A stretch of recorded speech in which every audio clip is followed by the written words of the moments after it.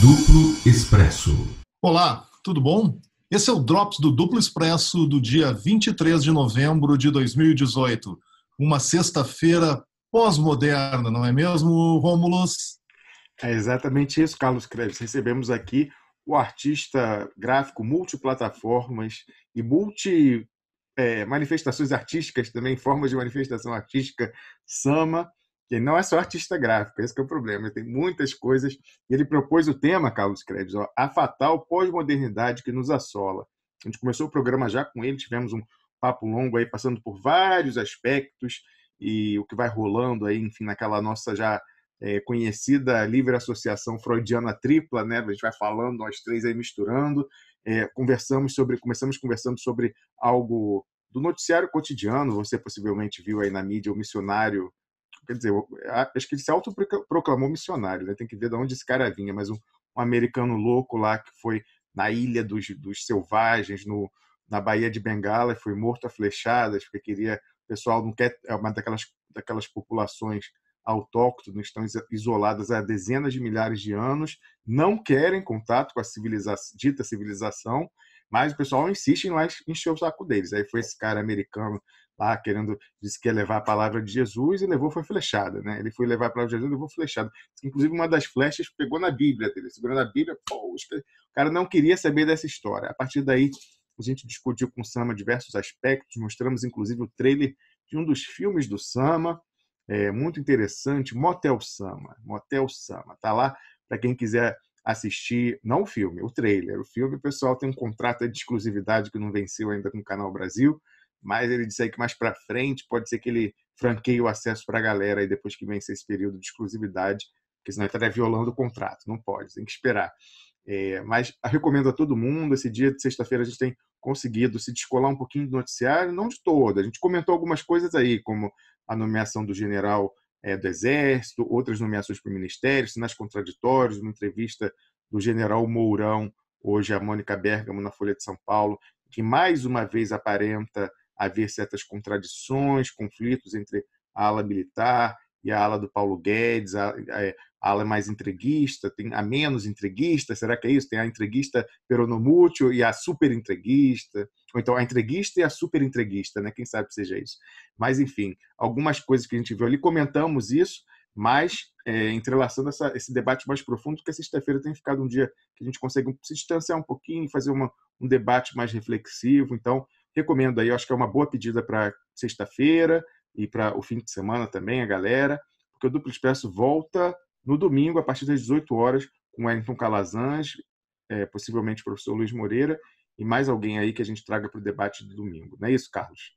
Exatamente. Vamos ficar pensando que quando a gente não fala de política, a gente também está falando de política, porque tudo que se abordou aqui é para auxiliar na compreensão da nossa realidade. Não é abobrinha, nós não ficamos falando de filme, de diretor, de livro, gratuitamente. A gente está sempre amarrando na realidade. Muito bem dito, Carlos Krebs. Às vezes as pessoas têm alguma dificuldade. Por exemplo, teve aquela semana, aí, umas 2 ou 3 semanas atrás, em que a Thaís Moia veio discutir com a gente a temática dos evangélicos neopentecostais, e o pessoal falou: eu nunca achei que ia vir aqui no Duplo Expresso para ver alguém falando de religião. A gente está falando de religião do ponto de vista do fenômeno político, sociológico, a aplicação daquilo para a nossa luta política. Da mesma forma, quando a gente está falando aqui, é uma outra abordagem, mas para falar de política também, uma compreensão que a gente precisa ter para agir politicamente. Se tem uma coisa que a gente tem que aprender, Carlos, com essa derrota que a gente teve aí sucessiva ao longo dos últimos anos, é que o outro lado está sabendo trabalhar os símbolos muito melhor do que a gente. Mas muito melhor mesmo. A gente perdeu essa capacidade de trabalhar com os símbolos. Estamos falando aí de arte, dessa questão, a gente lembra disso, é uma dever de casa que a gente tem que fazer, porque a direita está nadando de braçada nesse campo e a gente está perdidinho ainda. Então, é importante também esse tipo de reflexão que a gente sugere aí no Duplo Expresso de hoje. E, por último, Carlos, a gente teve uma discussão também com relação a um certo dar de ombros nosso com relação à direção do PT, porque é algo que a gente já tinha comentado ontem, mas eu voltei a comentar hoje porque eu vi uma síntese brilhante de um amigo expressionauta que assina Mestre Roceiro lá no Twitter, do que significou a fala que a gente comentou de um dirigente do PT, o Walter Pomar, dando uma de João sem braço e fingindo não entender o que significa o nosso pleito para que a defesa do presidente Lula venha aqui à Suíça pedir acesso às provas das fraudes em série da Lava Jato. É isso que a gente pede, vir buscar as provas das fraudes em série e o nome de quem que eles protegem no Brasil nos 3.000 documentos que sumiram no caminho da Suíça para o Brasil, na mão do Deltan Dallagnol.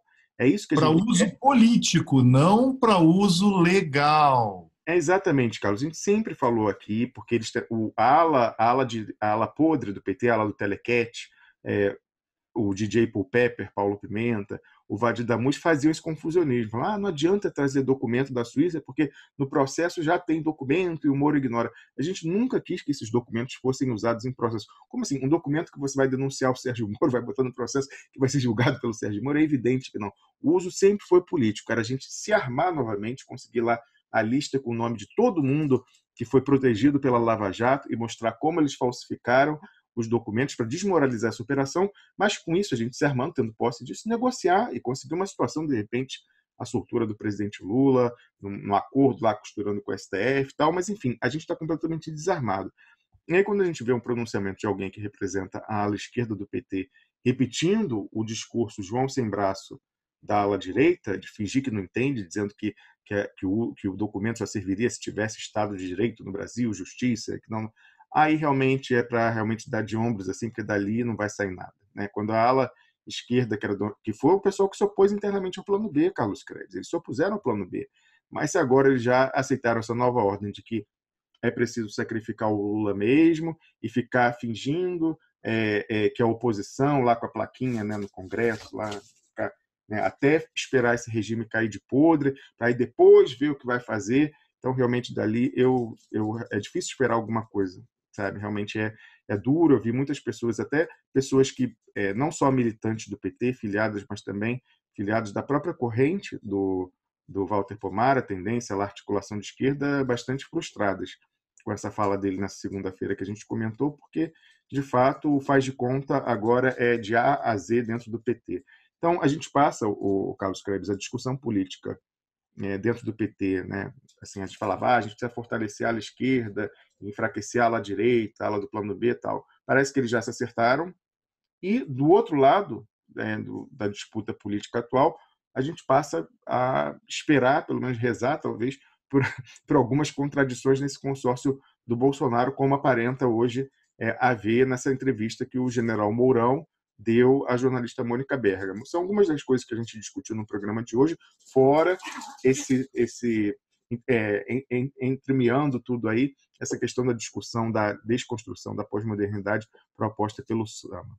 Então é isso, mais uma vez eu repito que eu recomendo a todo mundo, essa discussão hoje ficou muito legal, modéstia à parte, e o Duplo Expresso volta, como eu falei, domingo às 18 horas com Wellington Calazans e convidados aí para a gente fazer mais debate.